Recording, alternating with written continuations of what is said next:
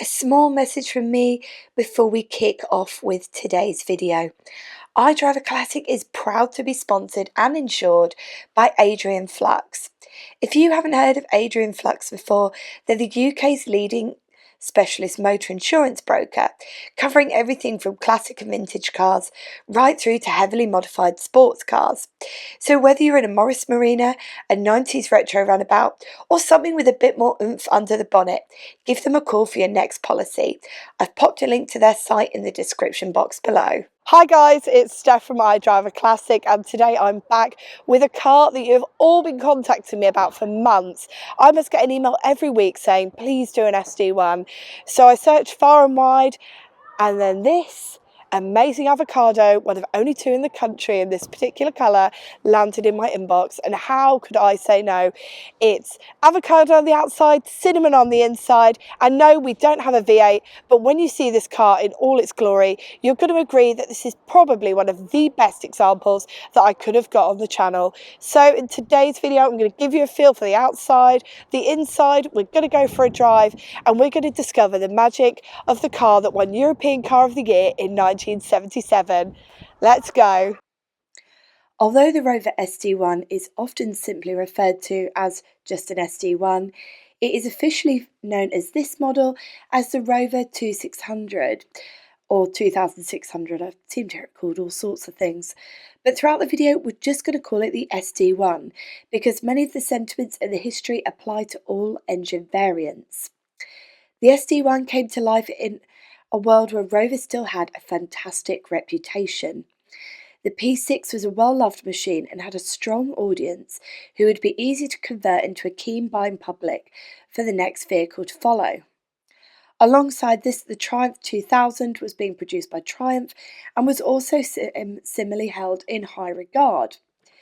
So then, when everything started to merge at the end of the 60s into the 70s, this put BL in a really strong position to bring to market a new executive car to tempt both of these buying audiences to stay with them and not be drawn into the arms of Ford, Vauxhall, or another competitor. Although this is very much a kind of mid to late 70s sort of car, and that's what its heyday was, the story began way back when for this particular car in 1969, when the P6 replacement plans, codenamed P10, were coming to life, and Rover was yet to join BL. In short, the golden days before endless cost-cutting and strikes. David Batch, who headed up Rover's styling department, wanted a car which appealed to more modern tastes. He was trying to take things into account like the growing appeal of hatchbacks and people wanting more space inside their cars. Now, whilst all this was going on, Triumph, who was soon to be part of the BL family too, were working on their next saloon car. Well, this meant that decisions had to be made. So BL's head honchos looked at plans from both Triumph and from Rover, and they then said, let's take forward the P10 concept, which then meant that we started to see the beginnings of the SD1. Now, although BL were all about cost cutting, the design inspiration was still limitless, and Batch quoted cars like the Ferrari 250 LM and the 365 GTB4 Daytona as influences on the design of the car. This car, being a Series 1, came to market in 1976, but initially that was the car that was only powered by the V8, so the 3500, and so the engine which we've got in this car, which is the 2.6 litre, and then the other variant, which is 2.3 litre, both came in once the P6 and the Triumph 2000 were discontinued in 1977. I feel like it gets so messy, but at this point it then gives buyers a variety of different engine options, although most people still seem to strongly favour the V8. Now, the inline-six engines were fitted with 5-speed manual box, and despite the hype of the 3500, which everyone always goes on about, the 2600 were what many police forces opted for, because it was lower insurance bracket, lower tax, and of course you got better MPG. Now, you might be thinking that you're going to be missing out if you go for one of these 2600s, but in fact the top speed is 117 miles per hour. So actually, I don't think it deserves to be overlooked. Now, I've mentioned cost cutting quite a bit, and this was in response to two things: the mess ups with cars like the Mini, where little profit had been made, and the success of companies like Ford, who were really into that whole counting every penny and really making it work as well. Now, cost cutting and penny pinching doesn't have to lead to oversights and rushing, but guess what? It often can. And with this, the initial construction of the SD1 cars at first was a bit iffy. And in fact, it was given a road test in 1977, a year after launch, and it was found to be really lacking on some of the finer details, things like door seals, shut lines. Really not something that you're going to be expecting from a brand like Rover. It's not supposed to be budget.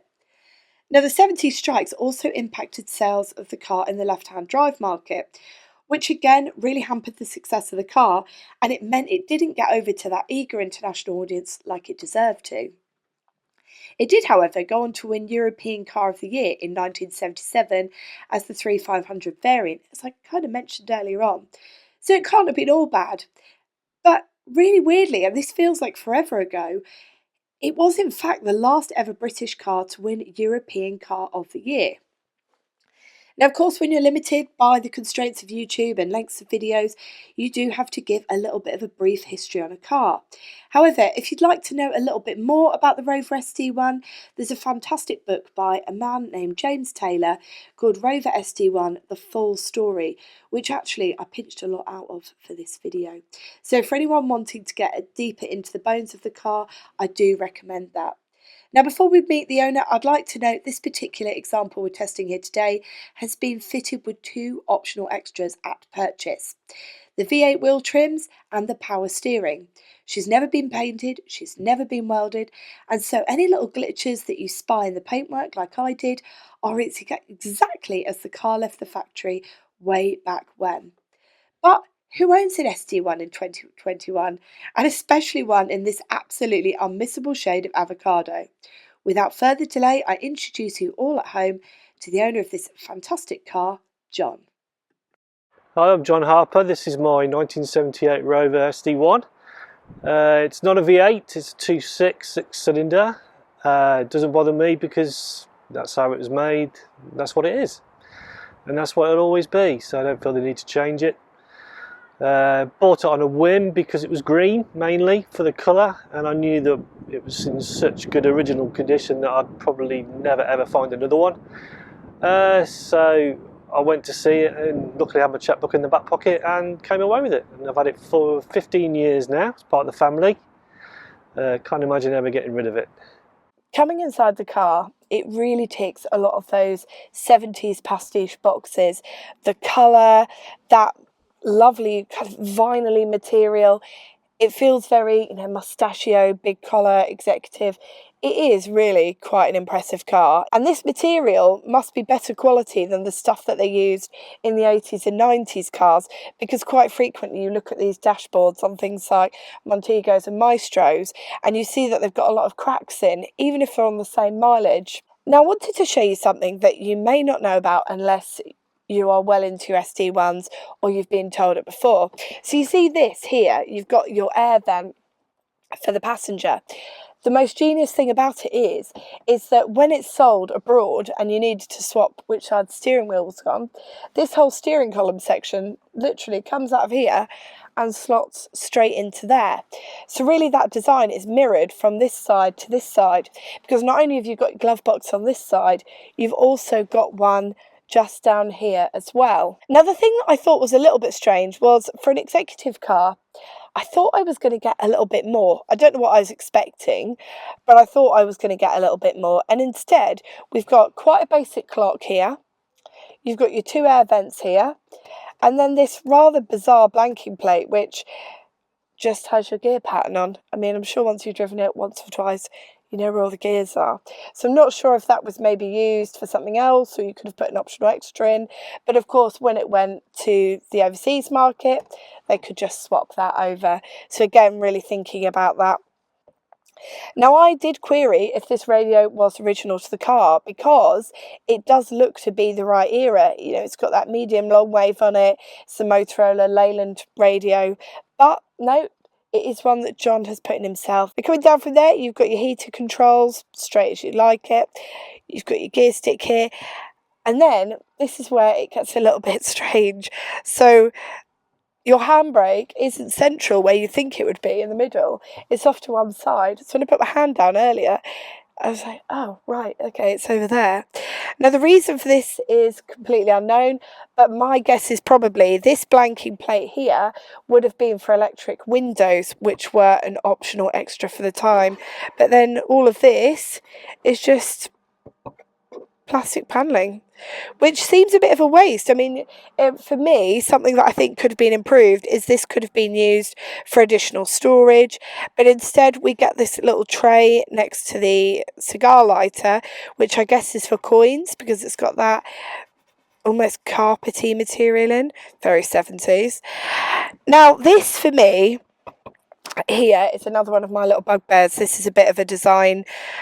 Some people probably love it, but for me, I think this is a bit of a design flaw. So this here is your choke, and it is very, very brittle. And I said to John, I said, would you use it? Like, how is that to use? Is that as brittle as it looks? And he said, yeah, they break all the time.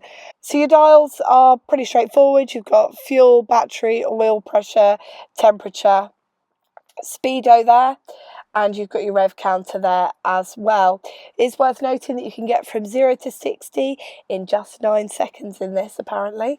We're not going to try that today, of course, because we do want to be respectful.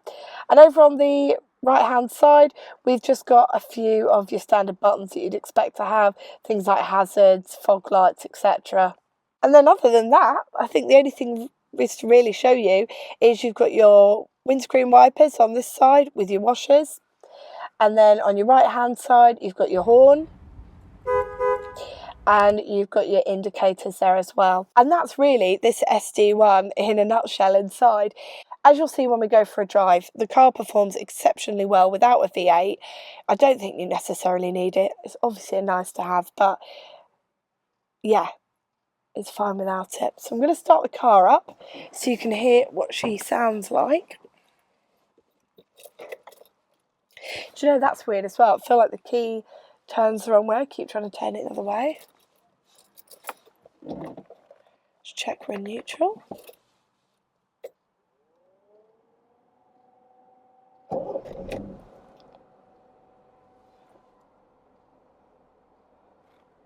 Can't really hear much apart from that clock. Hold on.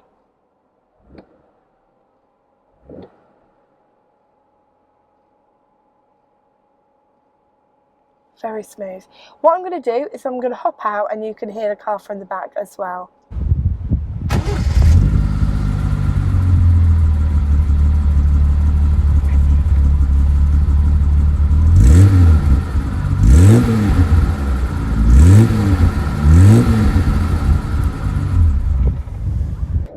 Now I'm going to take you through this roundabout and then we're going to see what this car is capable of.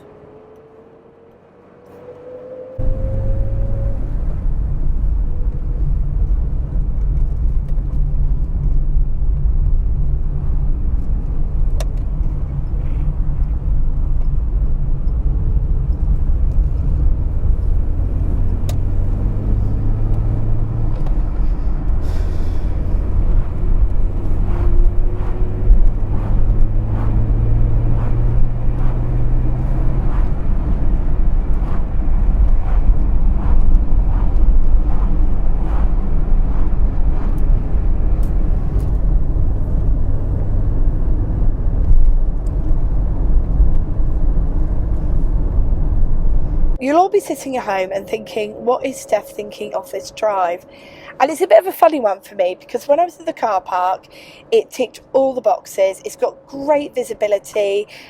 The steering is so light. I mean, it's almost too light, if I'm honest, with that power assisted steering. It'd be nice to see actually what it's like without the power assisted steering, because I think, to be honest, you'd probably be fine driving it. But anyway, that's a very small thing. So it ticks all the boxes: comfy seats, great visibility, quiet, roomy, spacious. You know, everything seems very well built.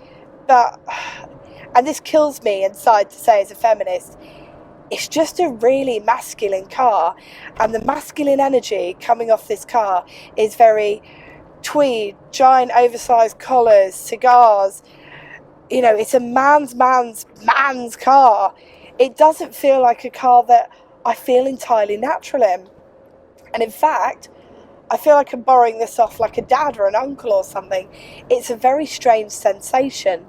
And I don't know if it's because it's a strange one to explain, but you know when you just get into a car and it feels like a man's car, and it doesn't feel like it's really set up for the feminine audience. This is what this feels like.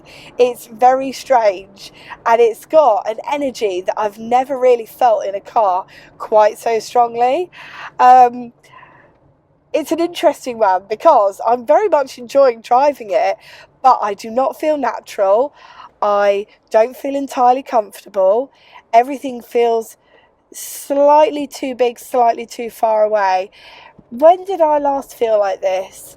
The Morris 1800 has a whiff of it.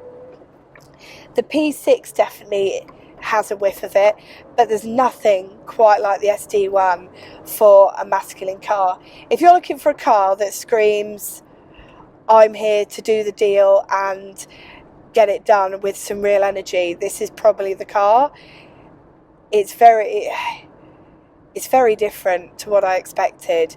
I do like it. I like it for all its values that it brings to the table, but for me, it's not quite the one. It's a gorgeous car, and I can totally see why people would covet them. It's beautiful inside and out, in my opinion. It's different, it's daring, and for the time, that engine was only ever used in this particular car. It's out there, but no. It's not my favourite. I think I've been spoilt recently. I've tested some stuff that has felt very me, and then I've got in this today, and I've had to think all the way through the test. Things haven't felt like they're in their natural place for me, and yeah, it's been a different one. But how do you know what you like if you don't also discover the cars that aren't quite you as well? So if you're watching this and you're watching it with a view to buying an SD1, go out there, get it tested, see what you think. They are lovely to drive. As we've been going over all the bumps and lumps and craters that make up West Yorkshire's roads nowadays, it's taken them all in its absolute stride. As you can hear, we've got no knocks, bangs, rattles. It would be incredibly comfortable for a long journey because the footwell, so much room around me, so much room around my passenger here, so much room in the back, wonderful visibility for a car of this size. So all of those things, it ticks the boxes, but personality and spirit wise, it's just not quite there for me.